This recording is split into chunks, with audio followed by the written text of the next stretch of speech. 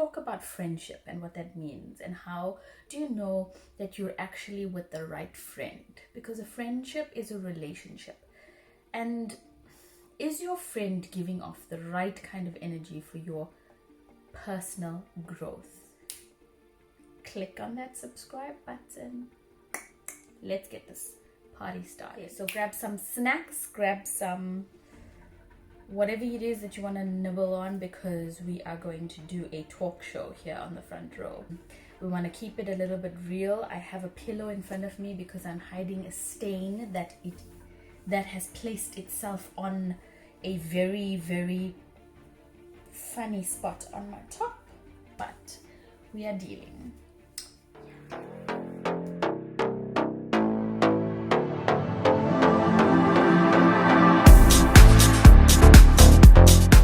So I wanted to share with you some things that I've learned along the way with regards to having the right. Oh, I must not show you my stain here. I've always grown up knowing that I should not have a best friend. Like, my mom was very insistent on me not having a best friend. She was always like, she calls me Roanne, you should not have a best friend, because then it just limits you to one person's thoughts and beliefs and opinions, and you should always have a variety of friends, because then you get a good sense of what life is about. And I think it came down to the fact that she wasn't exposed to a lot growing up. I think because of those experiences, she always said, don't have a best friend, it's not worth it. So growing up, I never ever kind of thought that was a thing that I needed to have. However, I had friends that were really close to me, but they were in different categories of my life. So for example, I'd have really good work friends, and I'd have really good campus friends, and I'd have cousins that were really close to me. And your cousins are your best friends as well. And then I'd have really close ashram friends, but they were all really close to me in that aspect of my life. And what I realized was that in all of those settings, I was still me, but not truly being me, in the sense that none of these friends, as much as I was close to them, knew any of my most darkest, craziest secret. And even today, I strongly believe that your friend, your real friend that stays with you from the beginning of time to end, will know all of your secrets, will know all of your stories. And for me, that just didn't sit well. That was something that I was not comfortable with. Couldn't find it in myself to share my personal life and what was going on with me to someone that could potentially tell other people and then hurt me in the process. Because for me, that would be like the eternal betrayal. What I had realized was that it wasn't actually the friend that I was afraid of. I was actually afraid of me. Sometimes it's like, I can't be friends with you, because if I let you in, then I let you into my private life. And I don't want you to know my private life, because my private life is very sticky. And it comes with a lot of responsibility. Because if I let you into my private life, you'll know about it. And I don't want you to tell anyone about it. And if for some reason someone finds out about it, that will crush me more than anything else. So when I did a root cause analysis, it came down to that.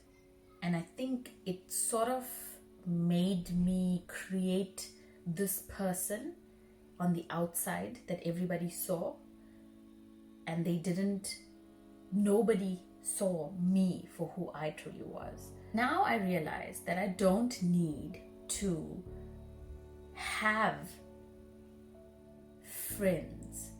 What I need to have are people that are influential enough, that bring out the best in me, that promote good vibes, that uplift me. And they don't necessarily have to do anything for me. I know I'm just saying me, but what I'm saying is that I want them to inspire me. So they must be so fulfilled with their own lives that they don't need to backbite, to gossip, to insult, to bicker, to whatever, because they're so full, their cup is so full that it can runneth over. And so is mine. And that is a relationship that is a strong bond, that is a good friendship, that is a relationship that you can handle. When you get older, it becomes difficult to maintain friendships. Sometimes you can tell your friends, I have had groups of friends where you think you're going to be seeing them every week like you do all the time forever. But friends are generally there for chapters in your life. Sometimes you get a friend that will stay along for the thread, but not necessarily be as active in certain chapters, and that doesn't mean that they've disappeared. There's some friends that I see that are there, and I know if I have to call them in case of emergency, they will be there. But I also get irritated sometimes if I'm not going to WhatsApp them, so let's see if they WhatsApp me. And I'm a firm believer in a give and take and all of that. But after doing a lot of reflection, I've come to realize that never expect someone to treat you the way you would them. And always, always try to be the better person and just be a good person and a nice person and a kind person. And for me, when I reflect on it, I find that sometimes to be a part of a clique, you kind of have to compare yourself to other people, sort of like comparative superiority. What that actually means is that you're comparing yourself to someone else that you think is inferior to you, whether it is capabilities, thinking, speaking, whatever. And then you join friends that do the same things, and your friendship is based on this comparative superiority, and that is all you talk about. It's so easy to get sucked in and be talking about other people. A huge lesson for me today when I sat back and I wrote down the kind of person that I want to be. And I keep saying I want to be kind, I want to be nice, I want to be gentle, I want to do the right thing, I want to be transparent, I want to talk to people, I want people to take to me.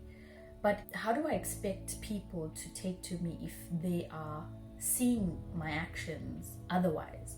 So it's almost like finding friends that match that growth that you see yourself with, or finding friends that are only going to ignite that dream that you have, or ignite the fire within you to do the right thing. And if it's flowing and if it's not draining, power draining or energy draining, then it is definitely for you. It's very easy to get in with the crowd. It's very easy to be a part of the popular kids.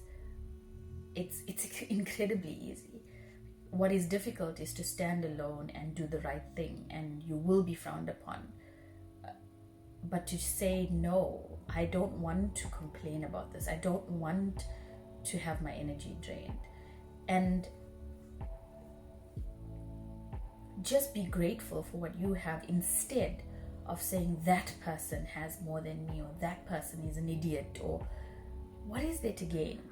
So I wanted to share that with you because I want to be a better person in not letting myself be exposed to that. And yes, I am going to be exposed. It's human nature for you to feel superior than the other. Couples do it as well. Like, I'll be sitting with my hubster and we'd be talking about something, and then we feel like we're the better couple than the other couple. Why? We're not the better couple. That is comparative superiority, thinking you are the better person. And once we stop all of this, that leads to like what South Africa had in terms of the apartheid era, where we discriminate against each other because of comparative superiority. And I think even now in 2020, it feels a little bit like, have we moved on? Are we comparing ourselves to other people where we feel we are better than them? So choosing the right team is very important for your life, especially. And I say team because your friends are your team. You should always have a friend that kind of plays this mentor role in a positive way. You should always have one friend that plays this playful friend where you can just, have drinks with, go and have some dances with. You should have a friend that you can vent in a positive way. So vent in a sense that you're not ending up gossiping and making it a negative experience. But if you're like me, where I keep my circle very, very tight, so tight that I hardly share anything private with anyone, then what I tend to do is that I read a lot of self-help books that help me be a better person. And I do want to choose better friends. I do want to meet better people that ignite that positivity.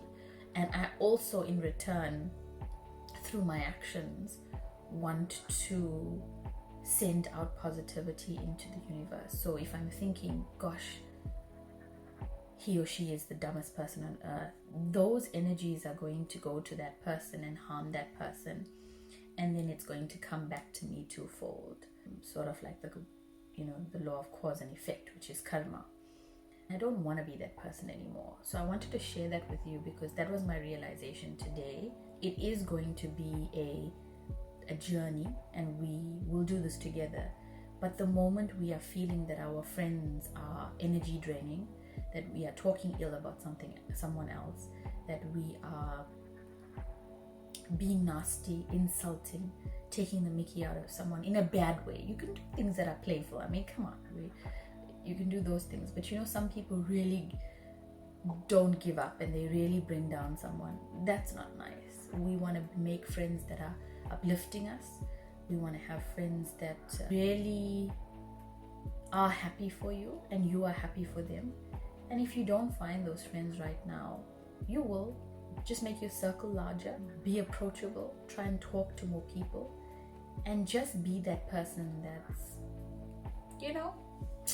chilled. And look, if you're not extroverted, that's okay. There's nothing wrong with you not being able to talk to someone. I think everybody has a beautiful quality in them. There's a person that I work with who I think is extremely difficult and very catty and feisty and full of bad attitude. But as I work with her, I am slowly realizing that she's actually incredibly helpful.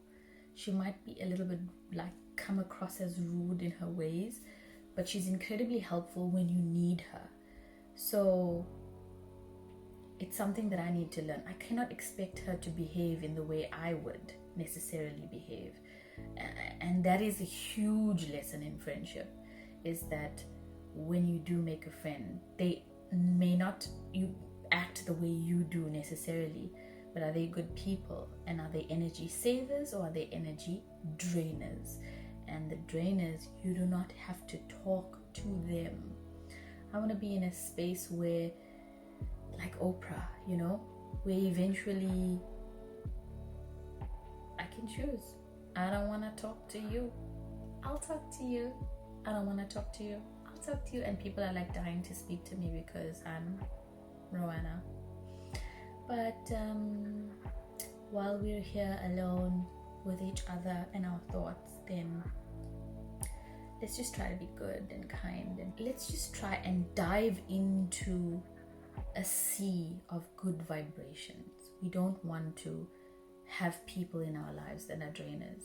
And how to tell that they're energy drainers is when you finish having a conversation with them, do you feel relaxed? Or do you feel more irritated that you need to still vent about it? It's very easy to complain. It's very easy to gossip. So I want to leave that with you. I wanted to share that with you. Thank you so much for taking some time out to join the front row. Please click subscribe if you want to support a brown girl and her thought. The more positive energy we attract to each other and we send out to each other, the better we will be able to function and the better we will be as human beings, I think. And we all have to do our part. I no longer want to be around people that are draining my energy. I know and I recognize that it is going to be a difficult thing for me to do, because it is a journey, like I said. But together we can do it, and together we can influence other people to do it. I will influence 5 people, and you do the same. That's 10 people that we've changed for the better. So keep it royal, keep it classy, and good vibes only. I'll see you on the next video.